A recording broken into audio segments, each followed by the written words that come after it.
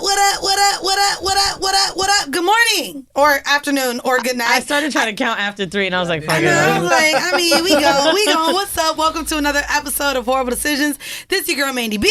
Hi, I'm Wheezy. So I'm really excited for this episode, Ashley. I have to tell you a few things. Okay. So I've been a fan of yours for a while. I really love your page. Really? And when I met you, I was like, oh, this bitch does not fuck with me. She gave me the total side eye. No, because you met me at my friend's event and I was already lit. So like I'm walking. No, like I literally, when you met me, my friend Valerie was the one that put on the event. I think. You think? I you don't know which one of your friends put on the event? No, because there's so many different events that happen at houses. There was a few people doing it. Okay. Yeah. Aisha, we had her on the show. Yeah. She is the BK, not the Violet BK did that event. That's right. I didn't know you were lit. Yeah. I thought maybe you was like not fucking with me. No, because we were smoking outside. We were. Yeah. But Wait, Violet BK, that's your friend? Is that the one you made out with? that I made out with? And That's the one I fucked. I'm like, that name sounds familiar. So what happened is I did a panel for pro sex at Daniel Saint, who's been on our show. He does NSFW. Yeah. So I met all of the House of Yes people, and they were like, oh my God, you have to come out. And I got really drunk that night. And so the girl hits me up. She's like, hey, I made out with your co-host last night. I was like, there's no way. Like, if she knew that we fucked, that would have never happened. Yeah, oh my goodness. no. She was like, I also didn't remember making out with her. I mean, that's how gay shit be happening, though. Like, because there's not a lot. Because I be going to, like, because I'm queer, but I be going, now that I'm, like, with more queer people, every time I go into a space, it's like everybody there done fucked each other. They all know of somebody that fucked each other. When I go to like girl queer parties, dog, like lesbian parties, like Gush and shit. Yeah. But I mean, shit, I be in VIP if I'm with the right athlete and they done brought the right hoes there. Okay, I'm making out with them too. Okay. I mean, it's going on. So I tell you why I thought that, because I have here goes skinny girl woes. Ready? Yeah. I always felt like a lot of body pause girls don't fuck with me because sometimes I'll post and talk about my weight or how I'm feeling or use the word fat for myself, which a lot of people do, right? They're like, I'm feeling fat, or talk about a fupa. And I'm like, I know that what I'm saying is in my head how I'm feeling, and it's also probably coming across as like, bitch, fuck you. Because you ain't that big, but you acting like you are. But am I acting like I am? Am I allowed to say those words? And I want to have a really open conversation about it because I want to know what it feels like on the other side of the table when you see smaller bitches doing shit like that. And I mean, and I done said it because I've been across the table from you for 3 years, and when we've gotten it, we've had that conversation with Tahoe, who came on. If you guys want to listen back to maybe the first time we've had Tahoe on. Yeah. Also, real quick, before we get into this, can you introduce your name? Oh, of course. What you go by and what you're known for on social media? Because she did send me your page, and your page is phenomenal. Thank you. What made people know you? You have a real good, like, I don't know what your purpose is with your page, but it's fun. It is. It's fun. So I was like, yeah, I think she would be dope. So that's awesome. Can you introduce your name, what we call you for the show, what you go by, and what you're known for? Well, my real name is Ashley Nicole Tribble.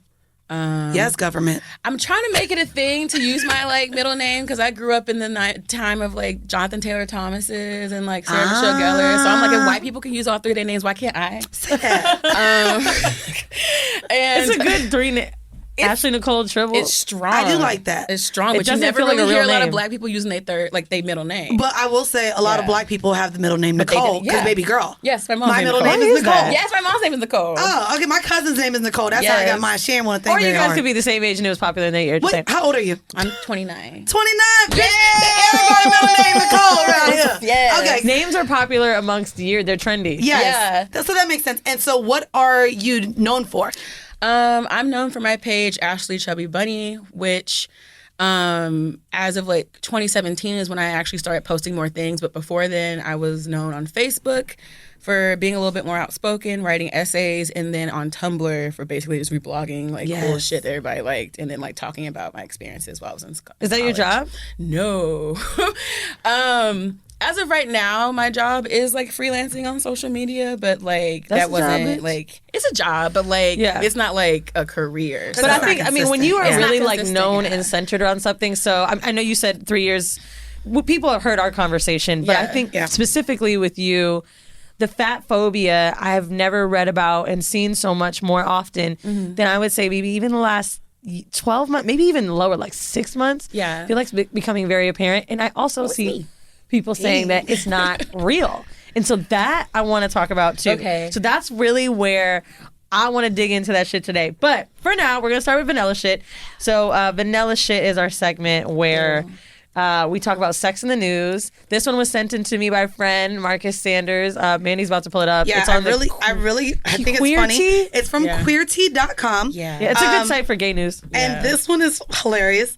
Also, shout out before we go into this to shout out to Pastor Coriel Scott, who was our guest last month. Gay as fuck, Gay and as black, shit, and amazing. and a But man of Jesus. The vanilla shit for this week is a pastor who says he used oral sex to suck demons out of men. Nigga. A New Jersey minister Is that Jesus on your fan? Yes, it is Jesus. Ironic. That's hilarious, right? I take this to play parties and I be like this. Not Jesus, Because bitch. it's hot. It's just because it's hot. I know. It's I'm not, dead. Yeah. So a New Jersey minister accused of sexually assaulting This his picture. parishioners has launched a creative defense. He claims he was sucking demons out of them by performing fellatio.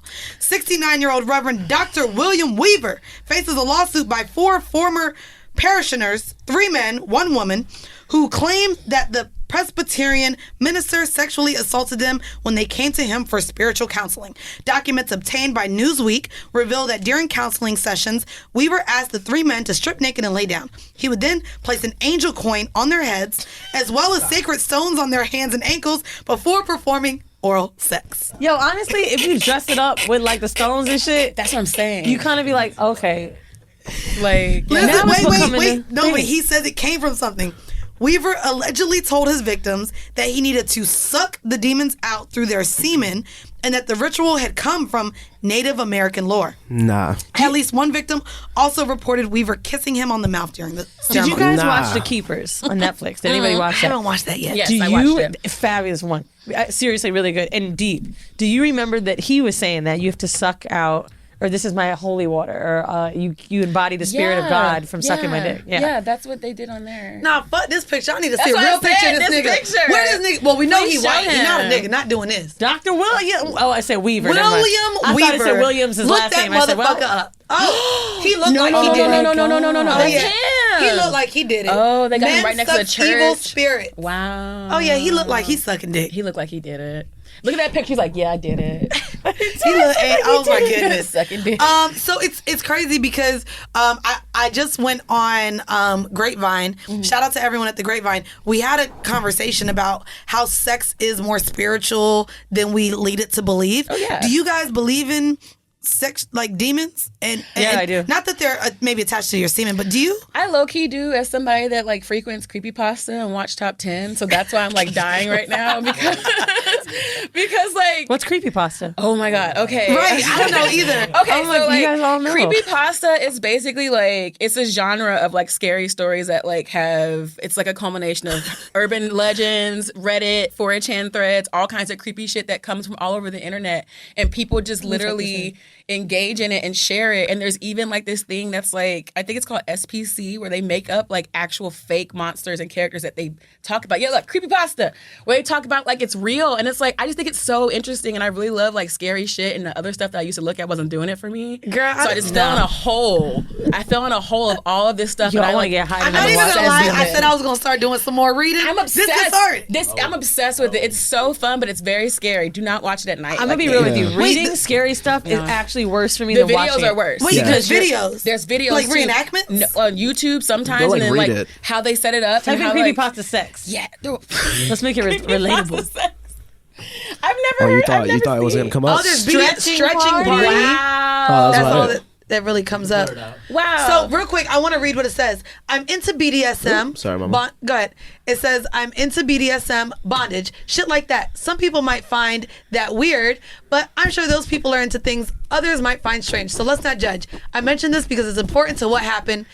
It gives you an idea then of, you and it says read more. Yeah, and then you just get into it, and you be like, Oh, "Oh, this Jesus. is wild." It's like you read it. I don't know what the hell that is. It's a pop-up. It's like you read it, and This then look like like at it's the end, gonna it's like give based on me a true story. and it actually Hold gives on, you wait, the scroll reading up. time too. I'm trying to skim it. I'm dead that they're I like gotta getting know what into this- creepypasta now. And it's this way. Scroll up more. Well, it says it's 7 minutes of reading. I don't want to get into 7 minutes of reading. But definitely check out. Maybe the- we'll do That's this. an awesome Maybe we'll do this for a estimated Patreon reading episode. time. I love that. Maybe we'll do this for a Patreon episode. good idea. Ooh, Find I should some. do a creepypasta episode. Hey, look at you giving us content. All right. Yes. Well, I think so. I'm not. Yeah, I don't want to put him too much on the screen. We know what that motherfucker is. I don't think that I could suck out the demons of you through your semen, but I do be snatching souls. I mean, that's maybe he thought that's what he thought. Yeah. So, like, I think demons are real because, not demons, but, and this also could be manifesting too. Like, I've met people that I feel like are not just clairvoyant, but have a lot of power in making something happen. For example, like, my friend and I were talking about this. Shout out to Layla. She's actually been on a Patreon episode of ours. She's like, I know how strong my manifestation is because I've watched it happen. She's like, my man was teasing me about always getting sick. And she's like, and I was so irritated and so strong-willed. And I was like, you are absolutely going to get sick. Watch. I know it. You're going to get sick. No. It's going to fucking happen, nigga. And she's like, on some teasing shit. She's like, 2 days later, it happened. She Maybe said, he got sick from being around her sick ass. I mean, but they've been together for years and he never got sick. And she's like, I was wishing it on him. I was so annoyed with him. She was like, you could absolutely put that shit on somebody. Yeah. I want to ask you because we had Amelia Ortiz on here, and she talked about, you know, the spirit, like just things with energy and manifesting as well with crystals and ropes. Yeah. Do you believe in those things and bringing them into the bedroom, or if they can affect your love life at all? I feel like this year I've been learning more about that because one of the many friends I've had throw an event at House Yes talked about not only blood magic, but sex magic. And so they talked about sex magic through masturbation, but also sex magic through like partner stimulation and orgasm. Wow. So like I'm looking more into that right now, but I do feel like that's something that actually does occur because when you think about it, there's so much, like, you know what an orgasm feels like, right? If it's like really good. So just imagine that power being harnessed, and at that moment where you're like, oh, I'm about to, like, you're not thinking about anything else. If you just like manifest or think about or visualize something you want to happen. People are saying that when you get to that height, if you do that, it helps manifest situations and circumstances that you want. And I'm like, we have had 3 people on that have talked about that. I'm curious to know who you know. Like, Kristen Solier, you heard of her? Witches, Sluts, and Feminists? No. Weird white chick, but lit. Read her book at the Blue Stockings bookstore. And she came on and she talks about black witches in her book, which actually that's what really I was like, I don't call it. But she said, like, you want love and you want red, you want money, put that fucking green light on. Yeah. Amelia Ortiz has talked about that as well. And Liz Goldwyn more recently talked about sex magic. And I've tried it. And I feel like it only works for me when I'm completely invested in and wrapped in it and not teasing about it and or high. I have to be on some kind of psychedelic to actually connect in that way, or else I start making it like a joke to myself. I feel like that might be part of the ritual, though, because we use drugs to do other things and like get into another plane of like either existence or thought when we want to actually be a part of something. Like, I don't think anybody just gets high just to get high. People actually like to do stuff. It's crazy. Yeah, me too. They like to create stuff. Brianda from Super Trip, she gave me some shrooms, was still too scared to ever take them, never took them. And then shout out to our fans who did meet and greet in Boston. All y'all niggas gave us them drugs. niggas gave us pre-rolls, edibles. You know what? They're really like, excited about the legal weed. They just don't know what to do. They was just bringing it. It's not fair. Real quick, I just found out. I smoked one of the pre-rolls that they gave us. Oh, I gave them one of the pre-rolls.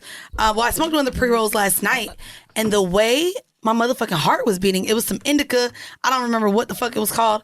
I was just like, oh, nah, nigga, I ain't smoking that shit no more. Like, my head, I felt my heartbeat in my forehead while I was laying down. I think I was like, I'm about to die. The shroom is a different experience. Like, you got to be really comfortable. I think with hallucinogens, too, like acid, shrooms, I think the number one thing that someone told me that was great advice was like, If you have any dark place you could go right now, possibly Don't do shrooms. Don't do shrooms. That's what everybody keeps telling me. That's why I haven't done it yet. That's why I ain't done it yet, bitch. I know I'm happy, but there's some deep. I be bothered by some things. I be watching too much creepypasta. I'm just not gonna do it. I'm just not gonna do it. I'm one of those people that's like a ghost could be here, but not really. And then like I'm like, oh, a demon. Be here. Yeah, and I think that demons are scarier than ghosts because they're not human. They were never human. So therefore, like that's malevolent forces right there. So therefore, why would I want to get high? And I'm thinking about all this creepypasta shit. I don't know if you guys have ever met a ghost, but I was with Vinny at a house in New Orleans. I don't know if y'all ever met a ghost. Yes, I have a story to tell y'all about this ghost.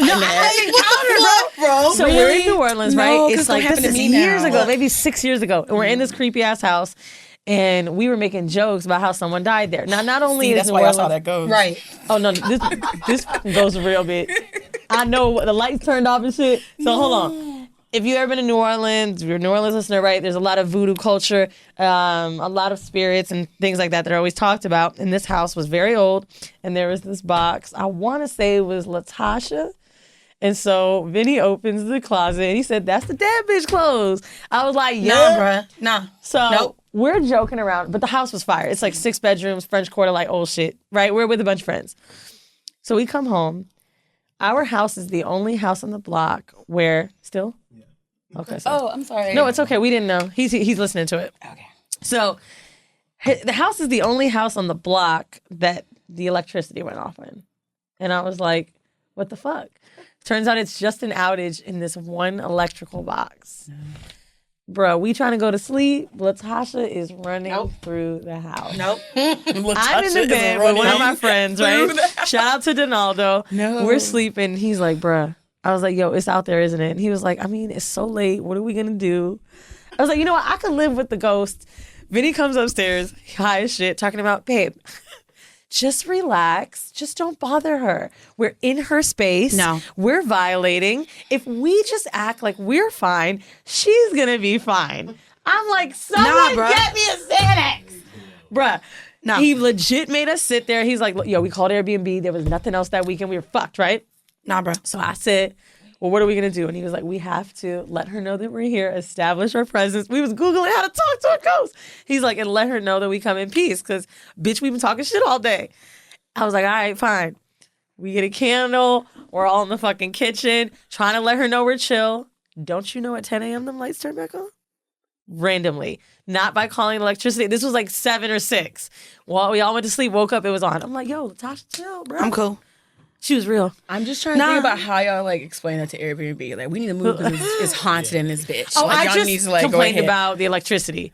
Oh. And then I thought if I said ghost, they thought I would have been tripping. Yeah, and see, it's crazy because me and my cousins, like when we were growing up, like my cousin, shout out to my cousin Jerry, he used to be into all that shit. So this nigga bought a Ouija board. No. So listen, No. we in his house. scary. We spent the night because my mama worked the weekends. So we at my cousin's house, and the shit moving. Now I know he was making that shit move. But bitch, we was talking to some spirit, and we had a whole fucking Ouija board, and we're all like, the lights flick.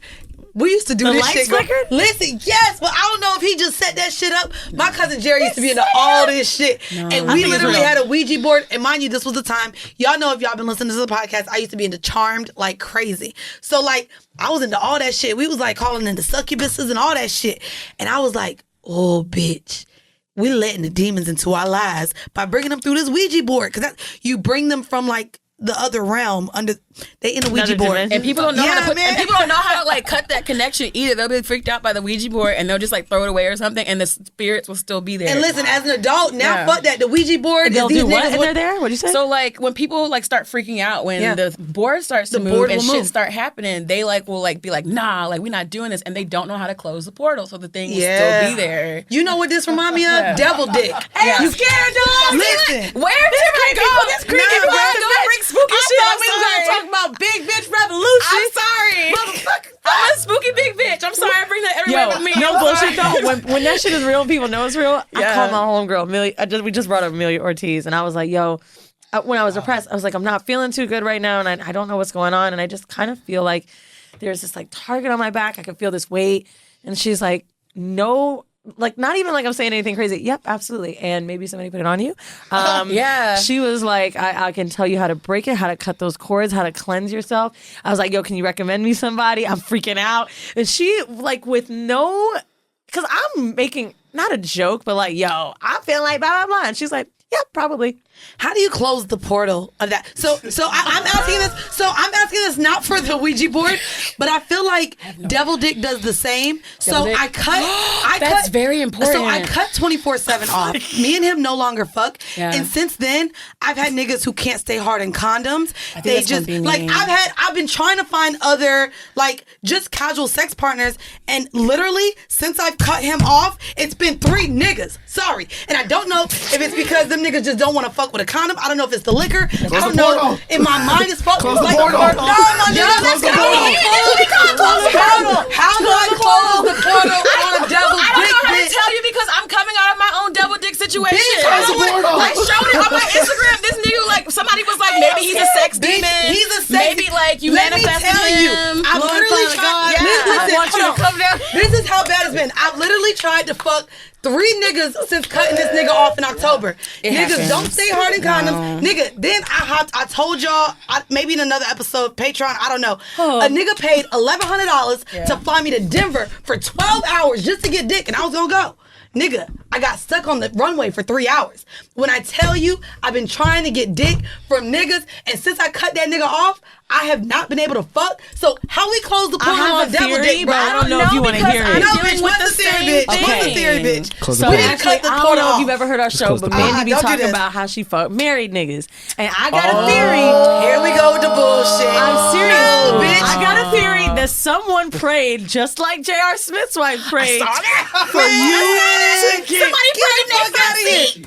What? Somebody prayed in their front seat. Curse coochie, bro. I ain't got no curse coochie. You know She why? said, Because the Lord- married nigga still on my phone. It don't matter though, but you ain't getting dick. Because All the dick in the world. bro, all the dick in the world. This is you true. know this Bro. nigga been my friend for, and I was like, you know what? We ain't fucking. I know I don't be fucking friends, but I want dick, so let's.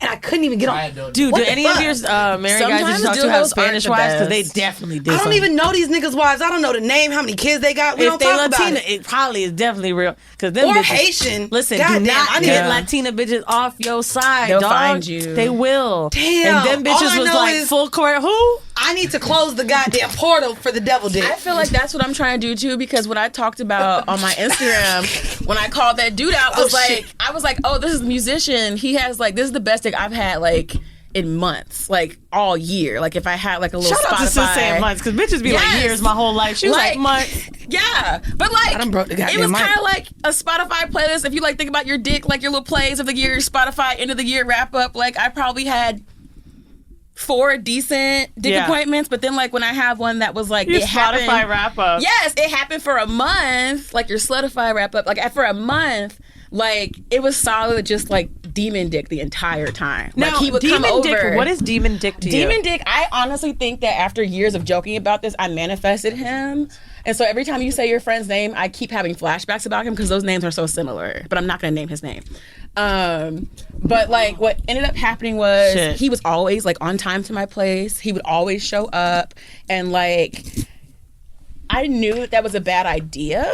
But like it wasn't like I would try to get past like the unpleasantries so we could fuck, and that's what happened. So I was stuck in that spot where I literally wouldn't go anywhere afterwards. I would plan my whole day around it, and then like Me he too, was able to like get away with certain things because I was just like, well, he's bringing dick. Great dick. Like it's great dick, and like he's bringing it like regularly and consistently. And so like after like I had to kick him out of my apartment, he thought that I was kidding because I was literally like I was letting so much shit slide, and then he said something that was the last straw, and I kicked him out. What did he say? Okay, he said that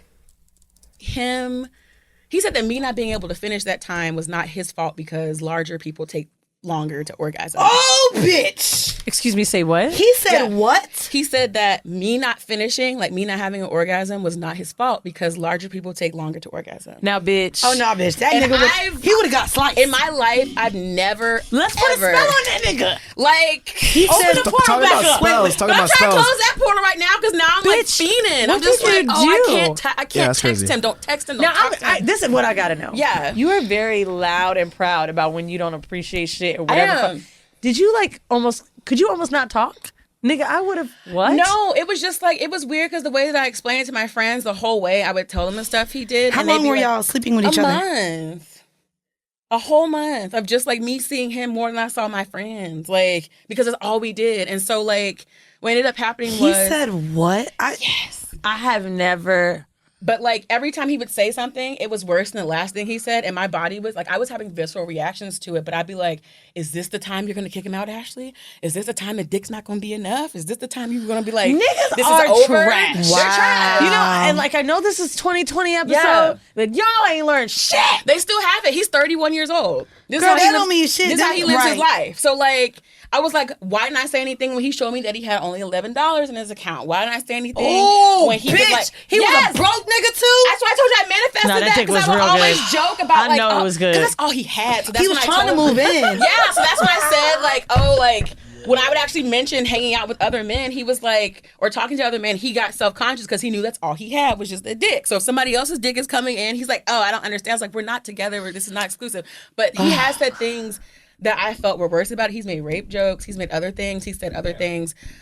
He ruined my first viewing of Superfly. So like, it was just so much going on. And that final thing was like, you know what? He has to leave. He has to. He told me the That ending. movie is amazing. That movie is amazing. I was like, why is it just now taking me this long I'm to really watch it? sitting here with my mouth open. Yeah. And the reason being is because I want to use you as an example for strong women that people can't believe get heartbroken. People You still can don't believe that. People, you can truly, niggas will really fuck a person up. Yeah. Who would think that you could, after everything you preach, it's like, this is really how men get in your fucking brain, That's why I dog. talked about it because I was like, I was so embarrassed by it, but I was like, nah. First of all, he has a music career he's trying to promote. I'm gonna like that's gonna be over.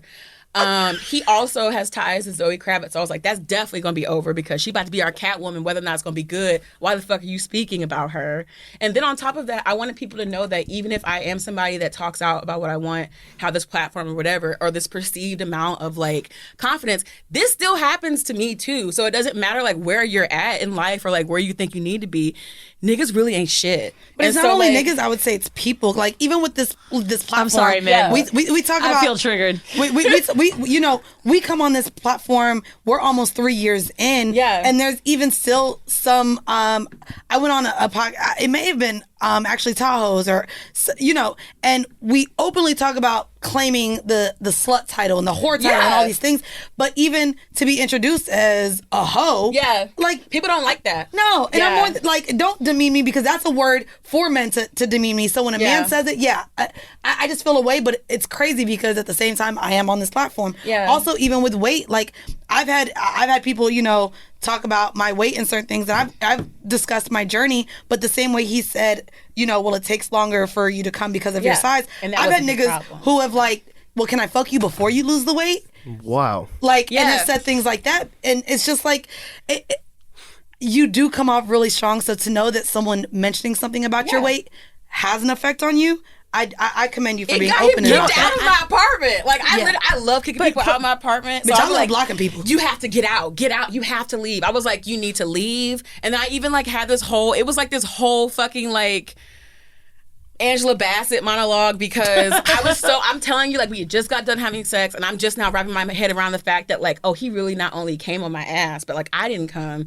And then he sat there putting on his shoes talking about, it's not my problem. So I'm, like, still lit. Ooh. And I'm, like, sitting up in the bed and I think that my subconscious was like, Ashley, this is it. This is it. So it was like, I was like, you know what?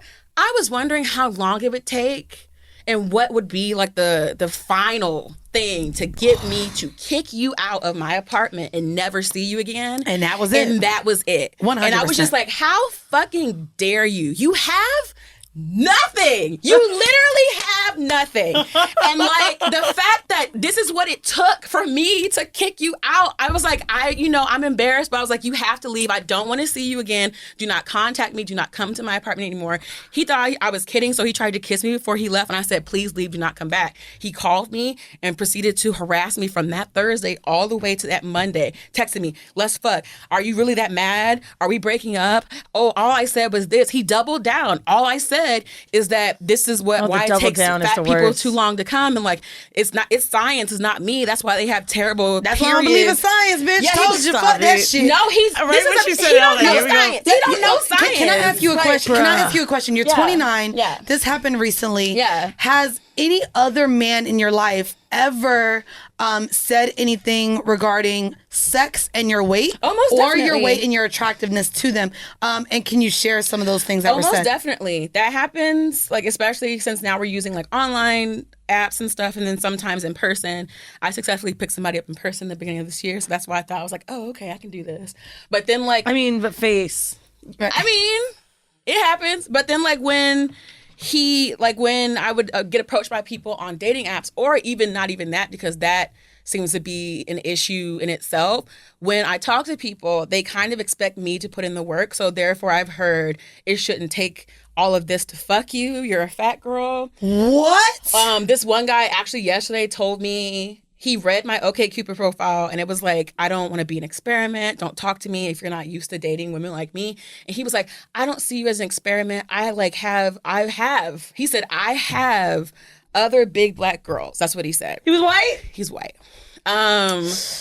And actually what was funny is that the guy that I like exorcised from my home, the dick demon, he had me in his phone as big black girl.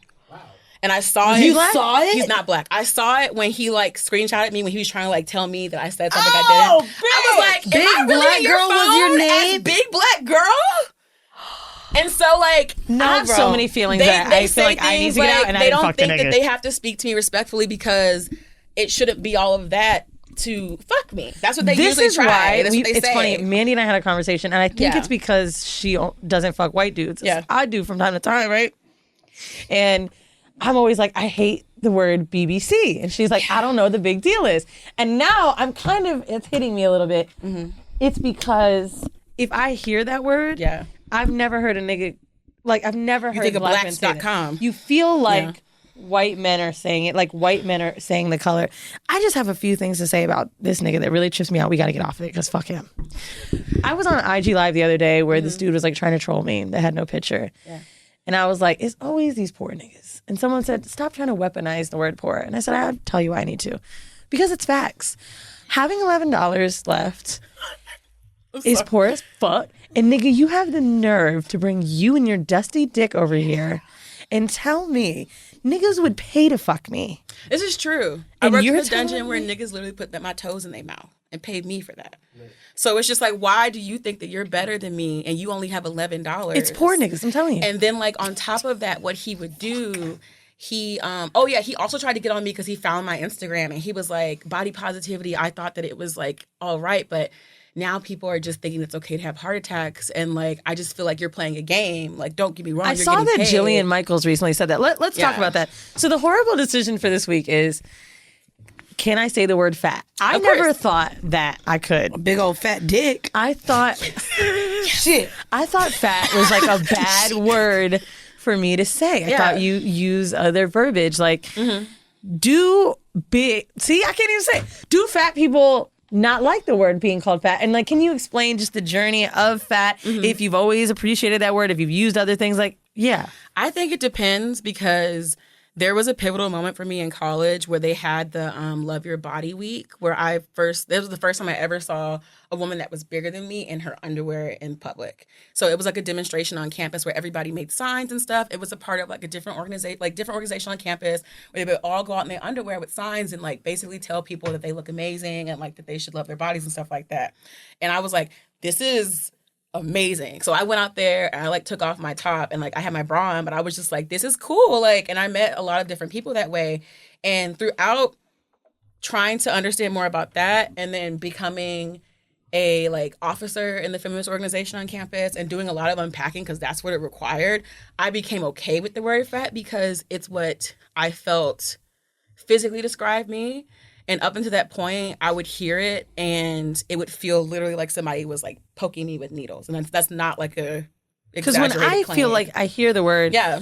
it's like, I don't want to use the word slur. It's like, it's used to demean. You're It's fat. used as demean, but it's weird because when it is used to demean, it's used by people that don't think that these people think or know that they're fat. So it's like, I'm going to remind you that you're a fat bitch. And so that's why my friend, like, That shit is she always made weird. a shirt that said fat bitch. And like, you have all these women that are fat wearing their shirt that says fat bitch because that's been reclaimed as like, okay, that's that's a fact because I am a fat bitch. We're not getting around the that same fact. way we're reclaiming whore and slut and all these terms. But it's just now. like if it's used in a way that's meant to demean, then people can see through it. So I think it depends. It's on a case by case basis. It's kind of like with black people that swear nobody should say nigga, and then you have some black people who are like, you shouldn't say that around me, like, or you can't say it around me. It's a case by case. Would I go around and call everybody fat if I wasn't fat? No, because I'd be like, you might not be okay with that, but as somebody that is fat, reclaiming your own word, reclaiming that word it's been a very big step in being okay with my fatness. Because honestly, if you're somebody that struggles with that word still, that means that you're still feeling the negative connotations of it, and you might not be able to accept the fact that you're fat. I did, and we actually on our Patreon episode, shout out to Naima. Mandy had VSG, by the way. I know you heard her say my journey. I had the gastric sleeve.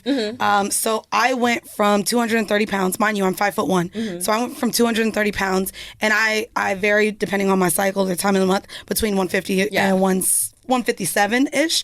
And so we had the conversation, and I've been referred to as fluffy, chubby, nigga, specifically island men.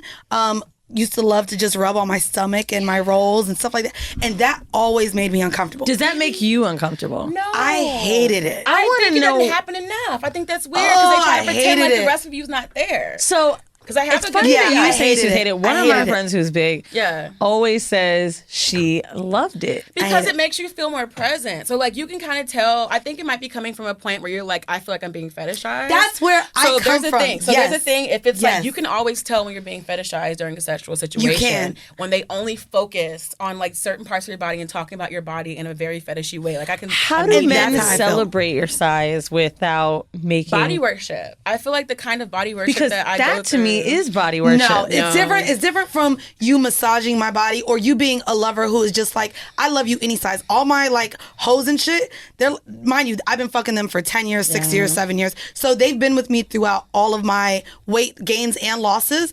And they're just like, I love you at either size. Yeah. But when I was at my biggest, it would be niggas that were just laying and they're just going like, you know, squeeze your stomach. Yeah. You're not worshiping my body. You're literally grabbing and you're touching. I don't like that. You get what I'm saying? Definitely rubbing, like not focusing just on that particular way. That makes sense. Because like the guy that I had to kick out, like there's like a place in between my tummy and where my fupa is that I never had anybody like be like, I like that place, and he would kiss it, and I'm like, oh, that feels really nice. Kissing it, that's cute. Like, but if it's like, if they're doing this thing where they like grab your arms and then they grab, they grab your thighs, your stomach, you're like, hate it. What are you doing? And that's uncomfortable. And you can someone tell. who's big. And to be fair, I've never had a nigga grab my arms. We could portray ourselves. That shit is really As someone who's dealt with not only fatphobia, of course, even with my loss of jokes, y'all have listened to Brilliant Idiots, Charlemagne, Mouse. So many people have come to me with still the fat jokes, like, oh, now that I've lost all the weight, now they can say all the fat jokes to my face, type of thing. And so to go through that, but also to have men, I've been like, a nigga has paid me. And of course, I taxed him, but literally because he said, I want to see if I can just fuck someone your size, if I can last. He didn't last, but he gave me money just because he was like, I've never fucked anyone your size, and you look like fun. And I think that's weird. Because it's weird because it's already, they're coming out the gate othering you instead of appreciating you. And that's what a lot of men, like, that's how they talk to me online. You look like you're fun. Some of the first messages I've gotten, do you suck dick? You look like you know how to suck dick very well. Because you eat? Why do they say that, bro? Because that's what we're regulating. We're just putting shit in our mouth. I am very insecure about big girls fucking sucking my niggas' dick off, dog. No, but like, how does everybody say this shit? But that's because that's what they say, and it's not, I personally don't think it's something... I don't celebrate that. Me neither. Because it's not coming from a good place. And big girls be saying like, oh, you know I could da-da-da-da. Because that's what they're holding on to when it comes to being desirable. I can do something for you. That's what makes me desirable. And that's not okay. Because that's some of the first ways that we're introduced to desirability. We're not given desirability. So a lot of like fat women are using their sex for... Not even just that. When you talk to them about how they're being socialized and romantically socialized as to how they're supposed to appeal to the other sex, basically, because we're not being taught like... that it's okay. At that time, we weren't being taught it's okay to be with somebody that's not a man as a woman. And so therefore, our socialization came in the way of like, you have to be able to provide something for everybody to have them want to be around you. When it comes to like other, like the opposite sex in your grade, you have to be able to give them something. And because they don't find your body that desirable, you have to be able to use something. Overcompensate. You have to overcompensate. Now, and so that's why it's weird because everybody... Like with the Jill Scott thing, that's why I was so cringed out about it, because it's like everybody came out the woodwork. I can suck dick. I can do it. It's like, yeah, because you feel like that's the only way to gain desirability in your current body. And that's how we were taught to gain desirability in our bodies. And it's really fucked up, because we enjoy sex too. And I would love to be able to be like somebody that's like, yeah, I love sucking dick, da-da-da-da. But it's always going to be taken as like a, oh, this because you could eat dick. Or because like how I used to get on OkCupid, like, is it true that big girls appreciate sex more because they don't get it enough? Which is true yeah. that big girls suck dick better because they don't have sex a lot? Nobody wants to fuck them. Wild, like it's wild, but it happens, and so that's like what is usually most of the conversation is all these dumbass questions about fat girl sexuality that they obviously exist for some reason. It's obviously like a very much consensus around like men that want to have sex with fat women but don't know how to talk to them. And they won't open out. They also won't be open on social media to admit that these are the type of women they preference. Oh, yeah. Like they'll date like, and so I've dealt with men even in my bigger size that will publicly be with Victoria's Secret models and go out and claim these small girls and be like, oh my God, but I have so many friends that have that. They're like, even the niggas they with will be like, he only reposts thin women, and he like we've been together for like 2 years. Yeah, and I'm just like, that's very strange. That's because not I would what never, I look like.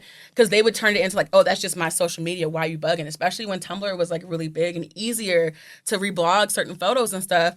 It's easy to get caught up in that, but like also you seeing how your partner interact in those ways. Why are they reposting people that look the complete opposite of you, but then tell you that no, like it's not that? That's interesting. That's very interesting. What I find interesting about that is how, like, okay, I worked with someone at my last job who was maybe almost 400 pounds, skinny white dude she dated, and she was never fucking short of a date, right? Always meeting people, and she was active, wasn't like not able to move around, and like would go to the doctor. And I asked her when Mandy had got VSG. I went to the hospital that day. I was like, I wanted to ask you, like, what do you know about it? I was like, I'm on my way to go see my co-host, blah, blah, blah.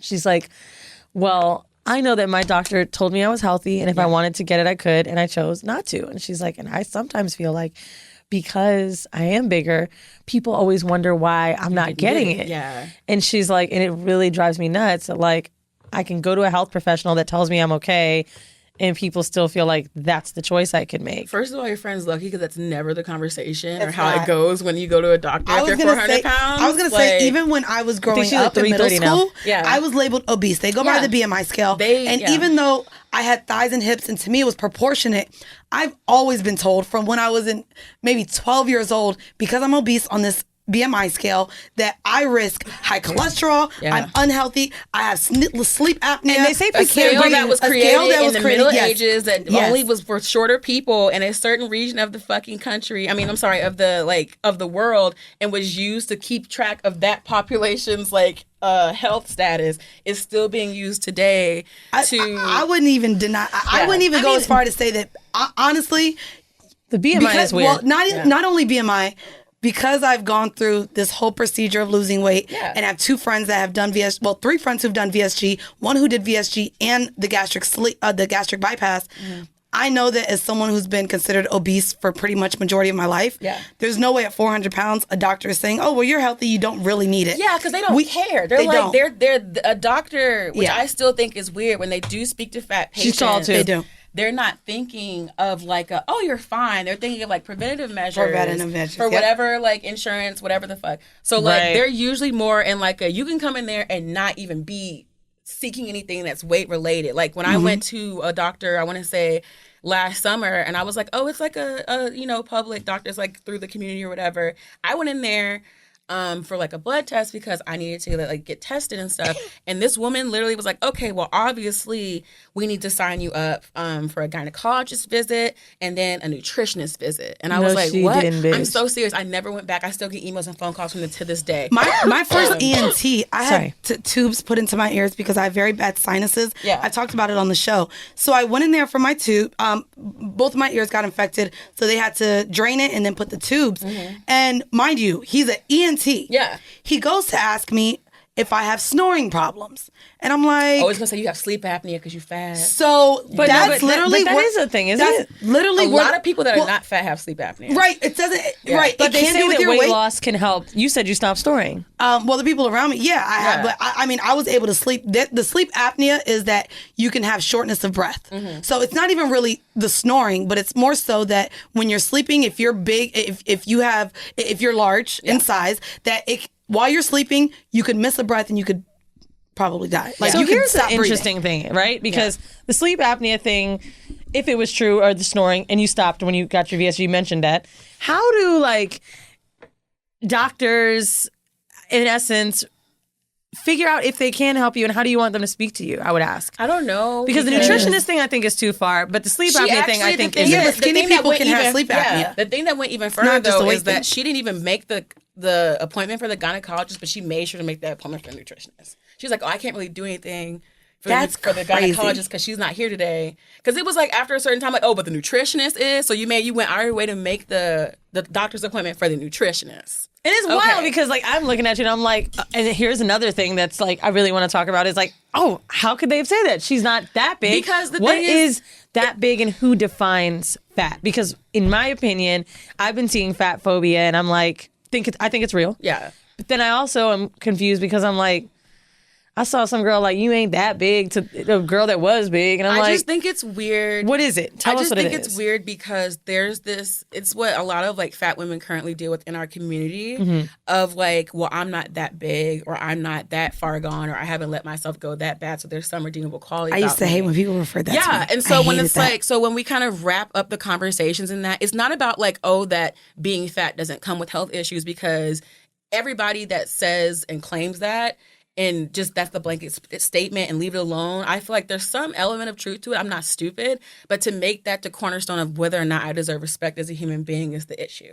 Agreed. So if it's like, oh, you look like you have diabetes, so that makes me less of a person because you think that I have diabetes. Why do I have to like bring a clean bill of health to be told whether or not I'm able to be treated like a person, especially when it comes to like people asking about like your medical records, and like as a fat person feeling like you have to offer up that kind of information to kind of, okay, she's clear, she doesn't have hypertension, guys, like we can be nice to her now. Like that's weird. Like why are we all asking people this around the fucking board? Because we don't. And I don't even ask people that are sick like, oh, when's the last time da-da-da-da-da, because that's not how we're gauging how to respect other people. So I think that's like really interesting, especially when it comes to dealing with health and people talking about health, that most of the time that's where they're deriving whether or not they respect somebody from a health conscious point of view. But you're not doing that to smaller people that might have chronic illnesses, that might have like diseases that they're dealing with, that they might even be born with or, you know, acquired later in life, that people might think stereotypically are for larger bodies. So it's just like outside of health though, how you're talking about respect, it's also the value. Yeah. When I was bigger, I felt like people thought I should be happy that anybody wanted to have sex with me. And that's how they talk to you online. They talk to you like that. That's kind of wild. That's how I felt in dating. But even you receive that from women and men. Yeah. Because I remember I was dating this football player. Yeah. And one of the girls knew when I got knew that I was with him in Indiana, and he was like, it's so funny to me how bothered she is that I deal with you. And she bothered. So mad. And so she hopped in my DMs. What does she look like? Got her body done. Girl from Miami. Got her body. And she had like the small waist, big ass.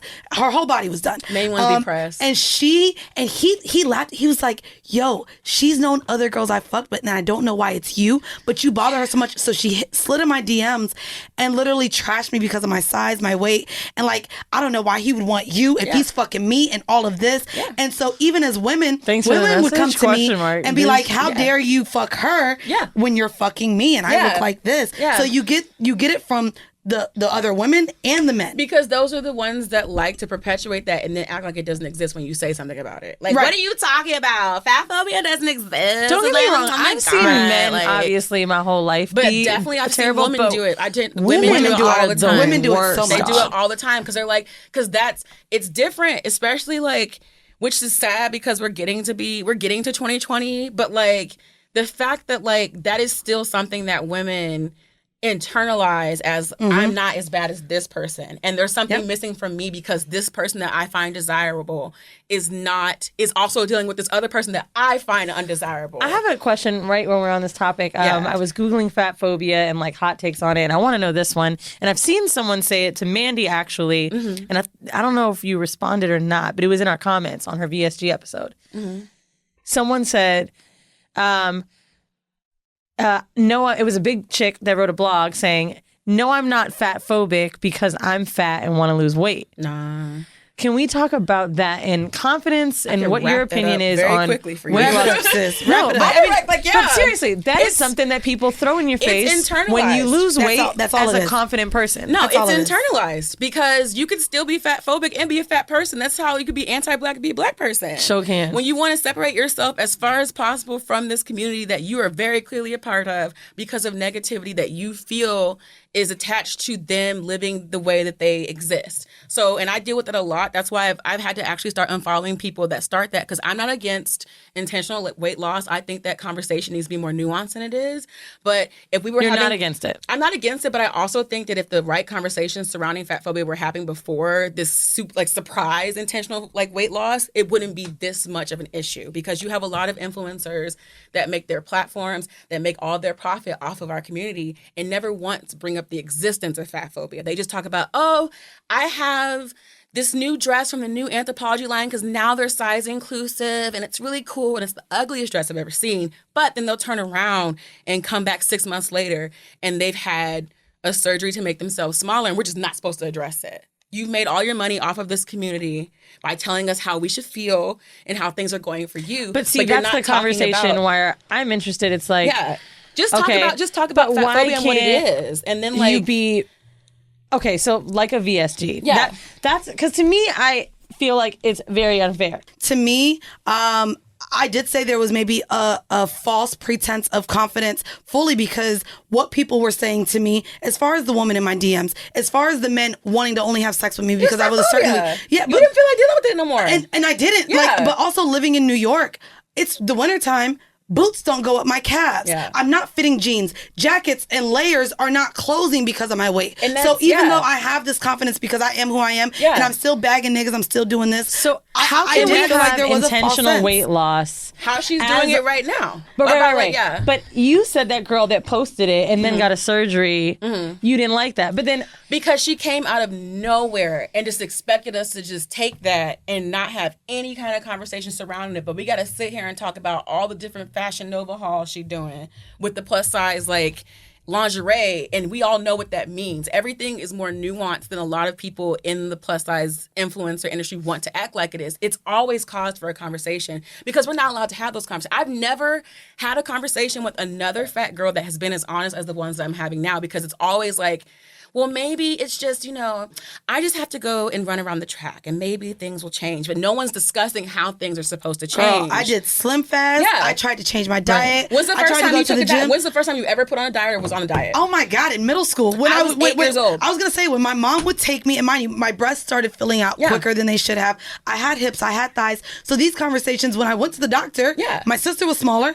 I was being told I was obese at a very early age. And then, of course, when I got to adulthood, just moving to New York, going into college, that freshman 15 turned into, over the 4 years, I gained 10 pounds a year. I gained 50 pounds over 4 to 5 years. And to reach 230 pounds at my peak at 5'1", and that's why, even though people are saying, girl, you're not a BBW anymore, I've posted my before and after pics. I've been very open about the procedure, what it's caused as far as complications afterwards. I talked about my acid reflux now that I have, and it's super bad now, and the things that I've had to change what I'm eating. And so, yes, this girl did this weight loss, and now she's like flaunting around in lingerie. Like, I'm smaller now, so let me get into. But you're not owning up to the process. It's like, the thing is, you can be somebody that is in a larger body that is confident, and you might either derive your confidence from somewhere else, or you might feel good in your body at that time. But at some point, it doesn't mean that you're not dealing with the very negative effects of fat phobia. Just like whorephobia we've talked about on this podcast. And if you're like very upfront and honest with your followers, which I think they still owe to us because they're the ones that people are actually listening to and they have the reach. Be like, I just think it's unfair. And the reason I had brought that up is because I always found it unfair to say that someone can't love any body they're in, which is really why I liked what Lizzo said to Charlamagne when he was like, you wouldn't look as skinny. She was like, oh, I would look good regardless. Which I didn't really like that interview because he was so focused on the fact that she was fat. Not only just that, but like that she had lost a significant amount of weight. She was homeless. So why are you like focused on the weight that she lost during her homelessness? Yeah, she used to be homeless and like she would like go to the like 24-hour fitness and shower in there and like she literally lost a lot of weight because she was homeless and she couldn't afford food. Yeah, and he was stuck on how she looked when she lost the weight. And I'm just like, you're asking her about how much weight she lost and what she looked like and trying to compare that to how she looks now. She was fucking homeless. Are you kidding?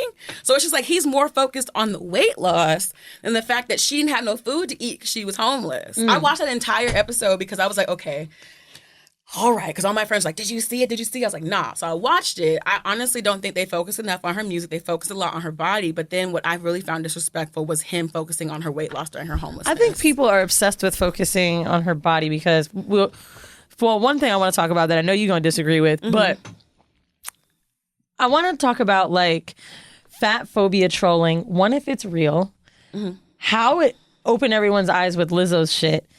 And which I'm weird. I'm still like, it took that long to like show everybody that something that really be happening, right? And it's been happening. I mean, I think that it was more like mainstream because it was so jarring. Yeah. But here's my main question for you, because I was teetering back and forth a lot on this. One, I didn't like the outfit. It's okay not to like the outfit. The outfit was hideous. Two, I started getting confused in my head because I didn't like people's reactions, and then I was like, nah, I'm Team Lizzo, fuck it. But then I was like, yo, am I really serious? Because I didn't like the outfit. It's like Crystal said, it's okay to be in both camps at the same time. Because I honestly think that was a terrible outfit. I'm not going to lie. I have t-shirt dresses. So when I saw the first photo, I'm like, oh, okay, she's in a t-shirt dress. If it was like ripped and circle cut out. It's a whole circle cut and out. so like, I honestly feel like the outfit is terrible, but it is... The reaction to it is very much like something that needed to be called into question, whether or not her, like, not the actual questions, like, not the actual outfit's appropriateness as a whole. Because are we I really... felt like fuck them kids too. Because they watch porn on their phones. They've seen a lot worse shit. A few weeks ago, same thing we said. They've seen a lot worse shit than that. But then after this, she also twerked with her panties out in Chick-fil-A. Like, I did not see that. Girl, I'm glad I didn't. It's just a lot. So to me, so Jerome Trammell was our opener host to our show in Atlanta, and he brought up the post of Fatphobia. Yeah. I want to ask you, because this is, me and him went back and forth a little bit on it, and even when we had our guests and we talked about Lizzo a few weeks ago, this was Jerome, a conversation. by the way, do you know who she's talking about? He's slim. So my question to you is, so to me, when people bring up these fat phobia problems that people are portraying, to me, I don't like someone to point out that it's fat phobic. Mind you, we brought up she could be asking for attention. The outfit is terrible. There's all these things. And so let me ask your opinion on people who decide to bring up fat phobia who have never experienced fat phobia. Yeah. Do you find it okay for them to kind of pledge, oh, y'all are all fat phobic, it's only because she's fat? No, because I think it's hollow. And if you're not willing to do the work to actually explain to people why it's fat phobic in terms of like the semantics and the language used around what's happening, right, as opposed to just jumping on this bandwagon that you think is politically correct. And that's where like, that's where the hollowness is like, okay, but like, and I told him that. And that's why it turns other people off when you're trying to discuss what fat phobia is. Because like I said, it's possible to think that outfit was terrible because it was, but also when you see the criticism surrounding the outfit, none of it really makes nobody wants to see that, is what they were saying. Yeah, but like it wasn't just saying that, but it wasn't like, just nobody wants to see that. It was like all of these things people were like literally cherry picking out of like what is appropriate to be shown. They were talking about the seats being dirty. They were talking about the children. And I'm like, okay, but like I'm not even trying to be that person. Your children see a lot worse on a daily basis. So therefore, a big black woman's ass is not going to corrupt your children. The children thing I actually got really annoyed with because the cheerleaders. Which everybody's critique of it is like literally the cheerleaders are right there. The seat thing, half naked. I get it. I agree. Half naked. I think that the seat thing was also like a random thing to pull out. It was random because everybody wanted to have something to say that wasn't fatphobic. Or they wanted to make it seem like it wasn't fatphobic. Yeah, they didn't want to think it was fatphobic. Right? So that situation, I didn't read what he said, so I can't really comment on it too much. Look at that. But I am curious to know, just keep how do people, and this I guess could go in a box for white people, with their Black Lives Matter shit, which gets super annoying sometimes. It can. How do skinny people then become allies, and especially with intersectional feminism, not celebrate bigger women's bodies and then be called like, you know, just using your verbiage, hollow? Like, he's not a woman, right? He's an LGBTQ advocate. So it's like, okay, I'm all for women. I'm all for people. How do you keep in that box and be with your activism and support people, but then not be called like... It can't be opportunistic. Why do you wait till now to say something? She's been dealing with fatphobia since her career started. Right. It wasn't just this. This might have been the tipping point, but this is not... So you feel that's I think a good point to say. So like using that as the catalyst to start the conversation. It can't be performative. And I feel like a lot of people that were like, nah, this is fatphobic, without willing to offer a follow-up in terms of what fatphobia is and show examples of how she's been dealing with this for What is it? Fatphobia is a very negative set of attitudes, behaviors, and societal beliefs about somebody that lives in a larger body that's not seen as socially acceptable. And that literally is a systemic issue to the point where it affects insurance, health insurance, everything. Being able to have your children with you. It affects the insurance is a big deal. It affects how you shop. It affects your employment. It affects how much you get paid. It affects everything. And people don't want to acknowledge that because it's still seen as something that you can change, because it's not like being born without a leg or not being born, you know, with like a skin disease or something. Like, it's something that they're like, well, you should have more control over this. And it's also seen as a moral issue because with the 10 Commandments and people talking about how gluttony is one of the 7 deadly sins. Yeah, I'm sorry, one of the seven deadly sins. That's directly tied to morality. And so, overfeeding yourself and things like that. People think that the result of a larger body is overfeeding when they don't think about the fact that a lot of people are born. I've been fat since I was a child. This is not something that just happened when I went through a time in my life. That was a conversation I had this morning with the dude I was dating, right? Like, I was writing out things I wanted to talk about with you. And I was like, you know, I know a lot of girls online that are bigger than me. When I would post myself in lingerie and what my stomach wasn't all the way flat, and I would talk about a fupa, they would get angry with me. Girls that are on my sides would be like, oh yeah, I've got a muffin top today, it fluctuates, da-da-da-da. But girls that were significantly bigger than me were not fucking with me for it. I don't preach positivity because it's not my lane. I don't need to. And it's just not something I connect with as much as I connect with feminism. However, I am interested in knowing how you feel when and if a girl my size would say something like that, and if you feel like we can, because that conversation, we had this conversation on the podcast, and we went back and forth. I told her, I told you I thought that I agreed with you. Yeah, I didn't really care for someone her size to even be doing the fupa or body positivity type post. I don't do positivity type posts, but I love my body. So, well, first of all, I'm not body positive. I don't like body positivity at the current state it is right now. I think it's very performative. The people that need it the least are the people that benefit from it the most. And I honestly feel at this point, it is now a marketing ploy, and we're going to move on to something else next year. Yeah, but here's another thing that happens too. Yeah, clout chasing for ad companies that are, however, there's a thing with that though, bro. There is. When I'm on the subway and now I see big girls in lingerie, are they clout chasing me, or now we putting it in everybody's face? And is it better? Is it an ad of a company that's already made sizes for us, or is it new because now it's new? It's a trend. Now social pressure. But that's the thing where I'm like, okay, you got to take it. Like, I like seeing it. And I also understand how someone who can be bigger could say it's clout chasing or it's bullshit, but so now what? They're not supposed to? Well, I can get that from like when answering the first question you asked. I think that when smaller women or like straight size women, as they're usually called, are able to talk about their body in a way that kind of talks about what they feel are flaws or what they're uncomfortable with on their body, the language that they're using is something that they already attribute as negative that somebody else is already living with. So like if you're like, oh, I have a fupa, oh, I have muffin top, oh, I have rolls, oh, I feel fat. It's just like, I don't know if y'all talked about it in a way of like, there's a difference between feeling fat and being fat. Yes. And you're already attributing negativity to that word because you already know how fat people are treated. I really like that. Feeling fat and being fat. Because completely just said in the beginning of the episode. Yeah. Now, what I find interesting, I want to say one more time, I've never, ever, I do not do body positivity posts because that's not my lane. Me neither. Don't like them. But you see, it's not on there. So, I do. But I definitely always talk about fupa because I have a really big fluctuation in my weight. Yeah. And I've noticed that I've felt uncomfortable, and which is why I wanted to take ownership of it. When girls are talking about flaws that are straight size women, like you said, do you feel like that is ownership of it, or it's them brushing off criticism of what could be? Because I don't think it's ownership. I think it literally is them. Like, if you want to, I think it's because I don't believe in absolutism. I think it's like a whole spectrum of like how they feel fatness affects them. Because like I tell people, fat phobia affects everybody. The people that are not fat are terrified of being fat. There are studies showing that people rather be blind than fat.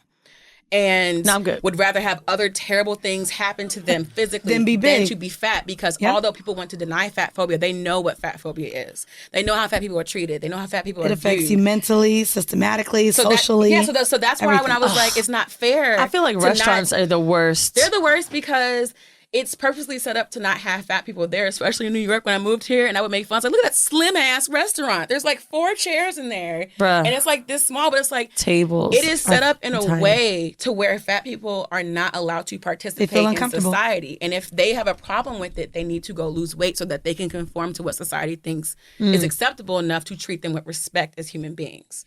And when you have somebody that already gets that respect just off of like the strength of them existing in a non-fat body, attributing all of these negative factors to problem areas they feel are issues on their body, because you're not being treated like less than a person because you have a fupa, a smaller body. Right. You're not being treated like you can't raise your own children because you have a muffin top. You can do things like, I remember 7 months before my surgery, I went with my coworkers. This is when I was working at an investment bank, and me and all of the coworkers that were on my level, we went to Six Flags. Do you know one of the rides? The thing, it wouldn't close. That happened to me at the Texas State Fair, and I got off immediately. Do you know that's when honestly, a lot of people are like, but you were shapely, you weren't that big. I've been on planes where I got in the emergency seat, and the bar didn't lift up, and so I felt squished on an airplane seat. So when I went to Six Flags and the thing wouldn't close, and he's literally trying between my hips and my thighs. It was so embarrassing. I could not ride this ride. Getting off the shit right now. I could not ride this ride with my coworkers because of my size. So that's like my problem when I see the slim people talking about, their size, their fupa, their arms, their, oh my God, I'm this, I'm that. That's where like it internalizes with me, like, you have no fucking idea. Yes, you may not like your fupa, but there's been things that I have not been able to physically do. Even when I went to Dubai, my little African flew me to Dubai. We went to the NASCAR Ferrari. There's a Ferrari World out in Abu Dhabi. We went there. One of the rides, it wouldn't fucking close over my hips and thighs. And we literally had to get up, and I was in tears. I was like, I'm ready to go. But in my size, there have been things that I was not physically able to do. I joke about not riding dick because it's a lie. I'd be out of breath. All that. Like, but when I was bigger, there were literally things that I could not physically do that happened around people, and they saw that because of my size, I was affected. So in talking about body positivity and people who are smaller and people who I believe like clout chase off of this body positivity movement, when it comes to people who are slim and who have never been a victim of fat phobia, I do have problems with people trying to bring the conversation of fat phobia when that's something they've never ever had to experience. Because it's not a series of isolated. It's not a series of isolated incidences, and I feel like because there's still, for lack of a better phrase, there's still not enough room to have conversations about fat phobia. I really do think that if feminism wants to continue progressing and be intersectional, especially since we go into this next wave, we're going to have to address fat phobia. We're already getting to a point where we're being forced with Sesta Fosta to discuss whorephobia and like decriminalizing sex work, because we had to actually throw it in people's faces. There had to be something put in place to have everybody pay attention, which they didn't. And now everybody's trying to act surprised that Instagram and dating apps and all these other websites are now blocking them for content and like censoring stuff. Everybody's trying to act surprised. Like, wow, maybe if you had listened to all the sex workers that were talking about what Sesta Fosta is going to do instead of actually helping the people they think they're going to help, we wouldn't be in this situation. But I think it's going to get to a point where they're going to have to listen, because it doesn't just affect whether or not I'm buying clothes somewhere, which, fun fact, there's only like 3 places in New York I could buy clothes places. But it's also Fashion Nova doing so well. Yeah, but it's also affecting it on a like personal level. And like what I talk about with my page is that it affects me on a sexual level too, because I'm expected to not even know what sexuality is in a larger body. And I'm like she said, I'm only supposed to like take what I can get, be appreciative of whatever dick's coming my way, be fetishized or like shut the fuck up about it. And everybody's response when you bring up fat phobia is either their discomfort, their body issues they want to share with you, not in a fat body, but also the fact that if you want to be treated better, you have to lose a significant amount of weight to be even treated as a human, which I still think is gross. Yeah. Because why can't I be treated as a human while I'm taking dick? Like, so you're basically saying that you're going to put your dick in anything, but I'm not a person. And during that situation, the lead up to, during, and after, I don't have to be treated as a person or expect to be treated as a person because as a fat person, I don't deserve humanity. Right. And that's what it is. That's like at the very core of it. And that's why I wanted to discuss it more in terms of sexuality, because like that leads to a lot of like that is a part of rape culture. And people don't understand how like being socialized to be used as an instrument just to be seen as like desirable happens a lot with a lot of fat women, whether or not you're in charge of your sexuality, whether or not you're more like assertive with it. There has been an instance or an ongoing situation where you feel like this is the only thing that I can provide to this person to keep them around because they do not see me as a person. That's why I really wanted you to come, because I feel like after watching a lot of your stories and stuff like that, and even someone that doesn't experience it, like just knowing our listeners, seeing what they look like. Can I say something that might be a little bit like do it. It's not about seeing it. It's about recognizing that you benefit from it. So like as somebody that's not in a fat body, you're like already benefiting from fat phobia because you're being treated better out of spite of fat phobia because you're not in a fat body. So therefore you're not existing in a way that is so like seen as like a failure, a moral failure, and like an employment failure, social failure. Right. So you're being seen as somebody that is human. And even though I'm not saying nothing bad happens to you because you're not fat, but it's just like the way that you're being treated and approached by people, talked to by people, treated by your partners. Oh, I know and acknowledge that. I mean, listen, I don't deal with fat phobia too often or have too many conversations about it. But I know that around you, I knew that it was necessary because of one, people around me, two, our listeners, and three, the fact that if I am a feminist and this is true, I have to consider all women and what they look like. Yeah, and you have to consider all the ways in which you benefit from something that purely exists because people do not think that people that live in larger bodies are human. And I felt like this was necessary too, just to know that like we all might treat people that are bigger than us away and not even see it. Mm-hmm. And I really wanted that eye-opening perspective from someone else. I mean, you know, Mandy has been through a weight loss journey and done so many episodes on it. And it always feels like it's never enough of a combo.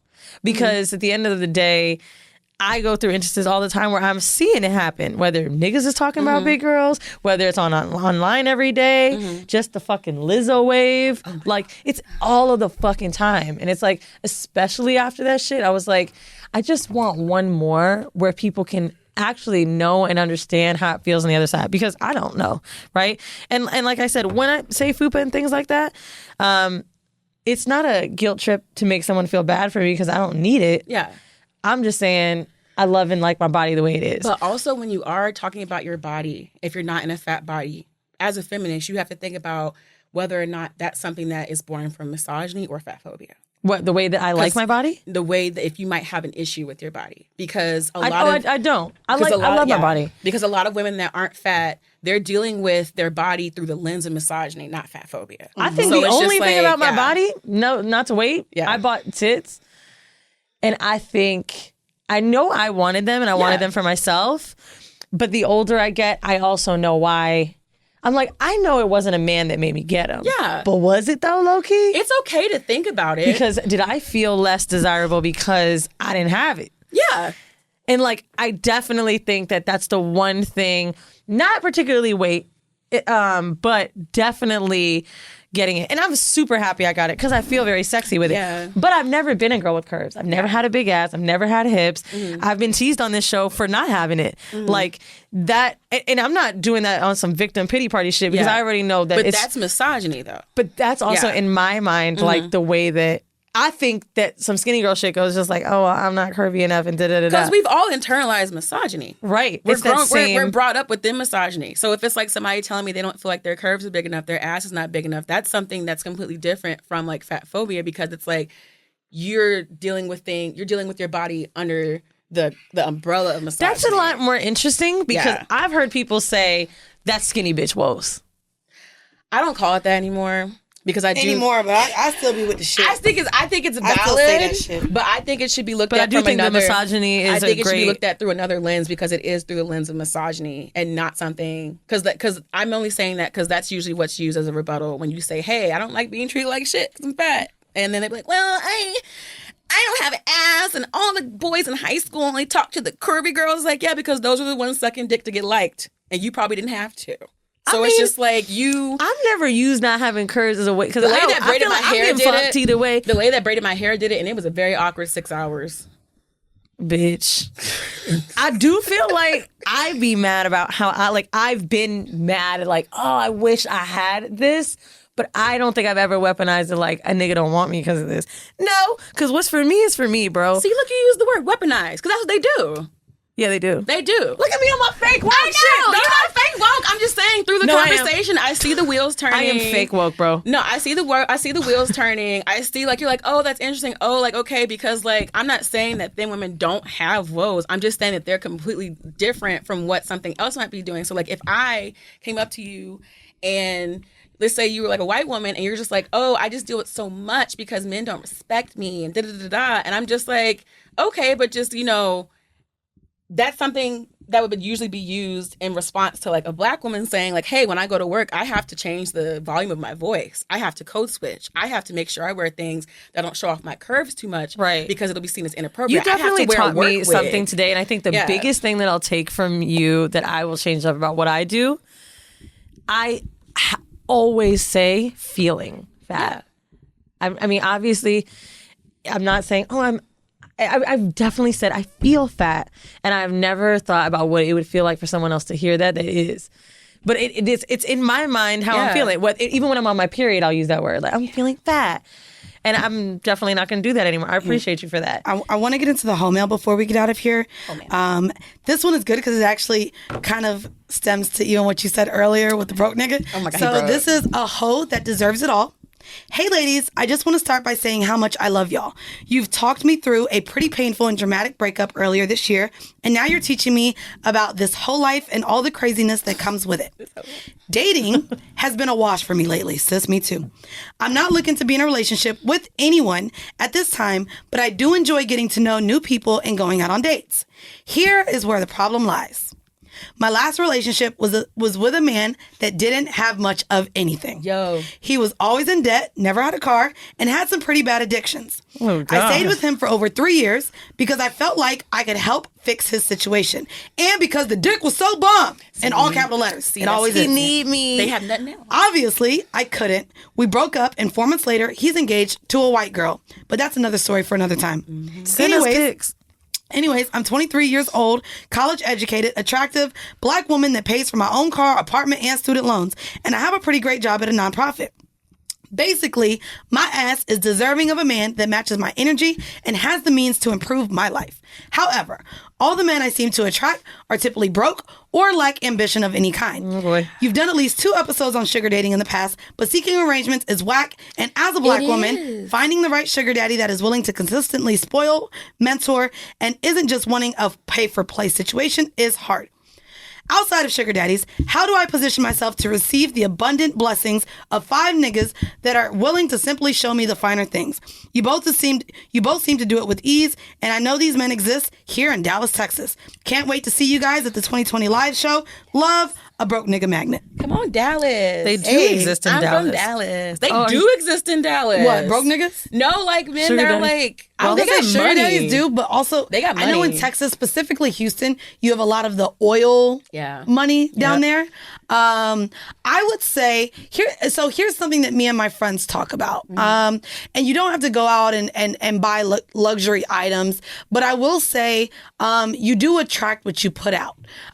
So I would say dressing a certain way when you go to either nice restaurants or out to a club, making sure your shoes are well kept, your outfit is nice, your hair is laid. So even just maybe putting more effort into what you're putting out, keeping your nails done, and literally just coming across more well kept does attract people who either want to spend money on you or people with money. There's also 2 things to be said too with your appearance is it's levels, right? Like the way that I'm dressed right now, I'm wearing like orange pants, big chunky boots, a sweater, whatever. This is how I like to dress. I'll dress casually and when I'm going out and hanging out with friends. Yeah. But there's levels to shit. If you want a nigga on a different level, and that's not the niggas you're running into when I'm in my orange pants or chunky heels, I believe you should dress better than normal or even have attire for that shit. Like, agreed. I had my sugar daddy clothes. I have my Soho House clothes, bro. I have my I'm going on vacation. I have Hamptons clothes, Tulum clothes. Then I have my Cancun clothes. Like, I think that we're like just throwing in like that fucking, I've got a cute dress that I wear to the club normally. Well, don't wear it when you're catching a sugar daddy because that's not the same one. But not only that, just knowing your space now, your dress. So yesterday after the studio, I ended up going out, hanging out with my homeboy Asante. But then one of my friends invited me to SOBs. I had on forces, jeans, a sweatshirt, real chill. Yeah. Then KD was throwing a holiday party at Catch Steak. Yeah. So his brother hit me and was like, hey, are you coming to the holiday party? Kevin's having it. And I was like, nigga, I have on forces and jeans. Yeah. I know that I'm not going to go into Catch Steak where there's going to be other NBA players. There's going to be, probably team execs. There's going to be niggas with money. Yeah. I can't go in there with Air Forces. I felt way more comfortable meeting my other homeboy at SOBs, chilling, rocking it out. Yeah. So it's also knowing and being aware of the spaces that you're going to be put in. If your friend is inviting you to a hotel lobby to have drinks and it's a nice hotel, definitely dress the part. Yeah. If you're going to go to the Lower East Side and have drinks, you're probably not going to find the person that you would expect to spend a lot of money on. And I think that's another thing too with like expectations with like getting money out of niggas. Like, not every number you get. So like, and I want to talk about Cudi with this because I think she might have mentioned in her book, and I read her book 2 years ago, but like, if you're, trying to get money out of every single nigga you fuck with because you're following a person like Cudi who's excelled in this, or even listening to this show and hearing us talk about niggas that we fuck with like that, no one understand everybody at this table has fucked a broke nigga, right? Yep. But still has preached about the rich nigga and getting money out of them. We all fuck broke niggas. God damn it, these niggas. You cannot $11 cast them in the same net. Like, you can't think that when you were chilling at a dive bar and met a dude that he's going to give you the same type of shit that someone else might have. It's just, I'm not saying he can't. I'm just saying, like, set your expectations realistically. Yes. Where to find them?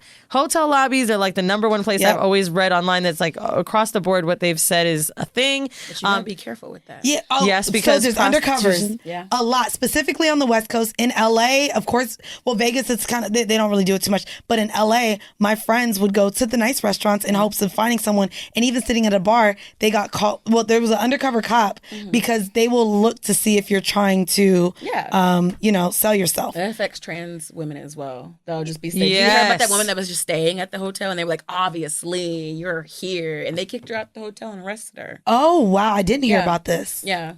So like it's Bitch, now does she own the Hyatt? That's right. That's what we're saying now you can't do. If you a trans black, well, you just can't be in the lobby. Why would you be in the lobby? That's what That's insane. But even as my friends, with their bodies done or dressed a certain way, that people automatically assume they're there for sex work. No, bitch, we're just here to get the nice cocktails. We have the money to pay for them.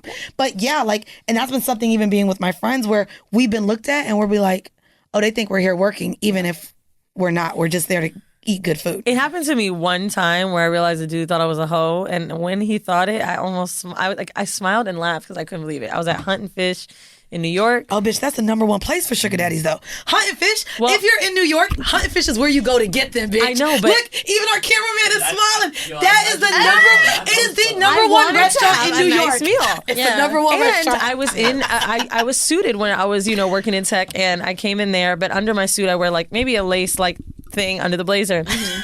This dude was like, "Oh, so you're from New York, honey?" And the honey thing. I was like, "Yeah, I'm not from here, but I live here." And I was like, "I work nearby." And he's like, "Oh yeah, okay." And he's like, "Well, I'm staying nearby." I was like, "Oh, cool." Number one place. I was like, I actually live on 54th and 8th, right? And at the time, and it's funny because I didn't realize I was sounding like I was being inviting. Oh, yeah. And right before he left, he was like, "Listen, like, I do this all the time, but I think you're great." And I was like, "Oh my God, I'm not a hoe." but I am though. But I was like, yo, when he left, I felt insulted and like, ooh, hot at the same time. Oh my God, you were like Carrie from Sex and the City Yes, when she got when he paid for left that the date. money. I hate that episode because she was really in her feelings about that. I was like, girl, if somebody like I love fuck what Samantha me, said. You have power between your legs, and he got power in his pocket. It wasn't a direct quote, but it was something like that. She Anyway, was so. I just realized we went over time. Eden keeps looking at me. I don't know if you have somewhere to go. Mandy couldn't even be here past 2. I canceled my flight because episode. I was about to get scanned. Yo, so can I say canceled something my real flight. quick though? Yeah. You know how we were talking about like the whole bad energy and closing portal and shit like that? Oh my God. You this know out. how to close back? Nah, check Double this D out. portal. Ain't it funny how Mandy's mic broke though? How what? How what? Look at your microphone. What about it? Why your shit Your broken? mic broke and ours You didn't. brought that energy in with you. I know, because the devil dick, and I'm talking about it. That's Bro, what I'm it's not talking double about. dick. It's one of their wives. I'm serious. I just want to say that real quick. My bad. First off, has to be. Listen, let's not talk about how everything in the studio fucking falls apart. Let's not. Let's really not. I don't want to shake That's the a different network wrong, but conversation. goddamn, Yeah, this studio that's a needs some different upgrades, conversation. okay? So it's not motherfucking No, the everybody devil tied dick. this table. But It is. everyone- Your shit broke. listen, there's podcasts that don't even record out of here anymore, goddammit. So, anyways, shots, nigga. It ain't the devil dick energy. I'm not cursed. It's the motherfucking mic stand. Anyways, Or before we- it is a Lord Father God full court pumps. listen, Get her. I'm about to add an underscore to my name You at this might point. have to. Mandy, I think it's 1 eye, maybe 2. They can't find you. You be able to. They can't find you. And they know all my AKAs. They done motherfucking cursed everything. Anyway, before we get out of here, Ashley, can you give our listeners where they may find you? Yes. If you have any websites, if you have anything going on. Well, you can find me at AshleighChubbybunny. That's ASHLEIGH Chubby Bunny. That's all one word on Instagram. I don't really use any other social media at the moment. I also, in the vein of what I'm talking about, have a lingerie party coming up February 16th. Oh, that's Hey. Yep. We had one in June that was called Centerfold. It was a lingerie party. It went really well. So we're doing it again. And I'm running it with my friend Venus Cuffs. And I'm very excited to have that happen again because the first one, even though there was drama, it was a success. It will be here in New York? It'll be here in New York. It'll be at $3 Bill in Brooklyn. So look. You for, have to give us the flyer. I would definitely we don't love to have post the that. flyer yet. We're taking our photos like next week to Okay. get the promo started. You'll have it by the time this posts. I will have it. Yes. So I'll get that to you. But that's what we're doing. Awesome. Yes. Awesome. I do appreciate you coming in here. Even for us going on tour, when we first decided to do merch, we bought quite a bit of shirts. We bought it in bulk. And when we brought it to Atlanta as one of our first Atlanta shows, this was maybe 2 years ago, my friend who did the table, who was also bigger, she went through the surgery as me. She's like, girl, you had people that wanted to buy shirts and you guys you guys didn't have the bigger sizes. So even, again, I want to thank our patrons because of you, we did a large order, but we went all the way up to 3XL on our tour t-shirts just because we do want to include And on our all Patreon of our merch, we listeners. go up to 4X. Yeah, so I do apologize for that misstep 2 years ago for those of you who came to our show in Atlanta and couldn't get merch because we didn't have your size. But yes, for our tour merch, we do go all the way up to 3X. And bitch, that 3X kind of looked like a 5X. Because I'm going to tell you right now, I want to take your skinny ass money, your big ass money, your nigga money, your mama money, your old money, and your scamming money. Yes. Nah, I went all that. But again, I want to thank our patrons. Because of you, we were able to do that. If you guys aren't familiar, and maybe this is your first time listening and you came on over because Ashley Chubby Bunny told you to, Yes. do know that we do offer 3 bonus episodes every month. So depending on how many Mondays land in that month, you can get anywhere between 7 and 8 episodes in that month. And we are going to leave you off with a 5-minute bonus clip from Patreon. If you want to become a patron, go to patreon.com/horrible decisions. Also, if you want to submit home mail, definitely go ahead and email us at horribledecisions@gmail.com. That's WHOREIBLE decisions.com. Also, we come into a motherfucker sitting near you. So if you haven't yet, get your motherfucking tickets to see us live. We are bringing Kinksters to the stage. We have a lot of invited guests coming out. You may be able to see some of our previous guests on stage, and it's a hell of a show that we give you guys. So if you guys have not yet, be sure to purchase your tickets at horribledecisions.com and click the city that you're in or one that you plan to travel to, and it will take you right to the landing page of the tickets. Once again, we're going to leave you with a 5-minute bonus clip of our Patreon episode. Once again, thank you, Ashley, for joining us. Thank you for and having this has been yet another episode of Horrible Decisions. Bye. Bye. 3 things you and your partner appear to have in common. So, You can answer this. I have. me and you. This is. I was about to say, bitch, I ain't got no partner. This is 36 questions to love each other. That's how we're playing it. What do we have in common? I ain't gonna lie. People listen to us, and I think now that we're 3 years in, they realize we don't have much in common. Outside of, We both love to travel. We both love to suck dick, and we both get our hair done with weave. Wait. We both love to travel. We both love our friends a lot. We love our friends. We both like ethnic foods. I was gonna say we both like bougie things, but I like ratchet shit. But I like bougie. You're wearing a Louis Vuitton purse across your neck. And you see I got a Burberry jacket, but this is just now like things that I couldn't afford. And I also used to, so the niggas that when I talk about sugar daddies and stuff like that, all of the men that I've dealt with are those that won't buy me. They would never buy me tangible things. They would buy me things for school. They would pay for my bills. They would do things for my livelihood, but they're not materialistic niggas. So now that, they know I really don't need that money that way. If I do ask for something, it's like, oh, I want this. Right. And they're okay. Like, I'm waiting on these YSL shoes right now. So it's, with but the also YSL heel part? Yes. The pump. That's my Valentine's list. That's literally what I'm getting. It is crazy because so they have a boot version, an open toe version, and a pump version. So the boots are $1,700. And the other two are $995. So I was like, the boot is seasonal. Open toe is also seasonal because I said the pump I could wear year round. I would get more use out of a pump. Pumps well. Have you walked in those shoes, by the way? They're hard. Yeah, but see, even my but I'll rock it. Even my Louis Vuitton combat boots, they said are uncomfortable. Not for me. I asked for those, and those was like, listen, that's what I want. I know that you like shit like this, but that's kind of tacky. I was like, it's not tacky. He's like, listen, it's too over the top. He's like, I don't care. No, it's not. And you could dress it down, but you could wear that with cargo pants. I was like, I don't know why you feel like it's too much. He was like, I think it's too showy. He was like, I'll get you some wild SL shit, but it's not going to be all over it. And I'm like, then just buy me Steve Madden. I'm not going to lie. Like, I'm one of those that didn't grow up with money. I don't have family members that have money. And to me, I don't believe in spending so much money on something. So I was talking to my homeboy about it. And I was like, if I'm going to buy some, the monogram is going to be on it because they going to know. If it costs $1,200, they going to know because they going to see it.